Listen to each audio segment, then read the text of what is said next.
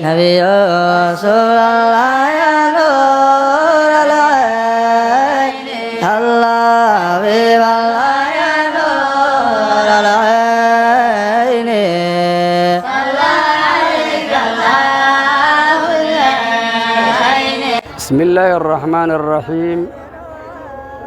اللهم صل وسلم وبارك على سيدنا محمد الفاتح لما أغلق والخاتم لما سبق والناصر الحق بالحق والهادي إلى صراطك المستقيم صلى الله عليه وعلى آله وأصحابه حق قدره ومقداره العظيم.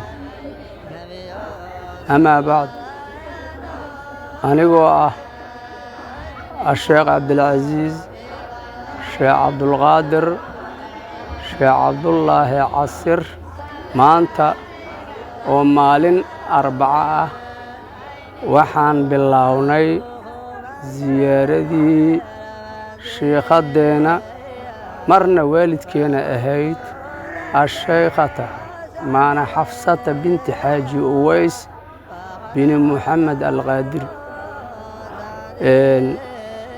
howshan ziyaarada ana muddo badan ayay soo socotay. sida raajica la wada og yahay 60 sano ayay soo socotay.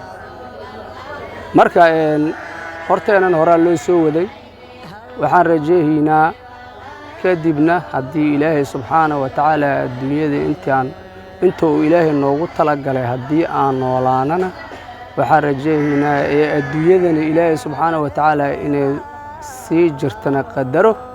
waa howl sii soconayso, maxaa yeelay ilaahay subxaanahu wa tacaala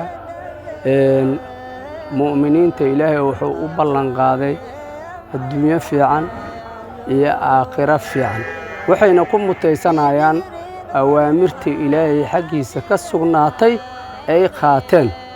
iftitaaxa ziyaartii maanta waa Arbaca, taariikhduna ay tahay 9 bishii 7, laakiin maalinta Isniinta waa banaanbixi, habeenka Talaadadana waa dhafarkii. marka insha Allah tabaaraka wa tacaala saanqaadka ilaahay subxaanahu wa tacaala iskale inta jecel mu'miniinta ilaahay owlidiisana gacmo furan ayaanu ku soo dhaweey doonaa. waxaana ku sugaynaa markazul caabidiin mawlici sheekh cabdullaahi casir cumar ayaanu ugu qaban doonaa. falyatafadal dhammaan muslimiintana waxaan rajaynaynaa meel kastay ku sugan yihiin inayna soo gaaraan. wasala allahu wasalam calaa sayidina muxamed wacalaa aalihi wasaxbihi wasalim. نبي رسول الله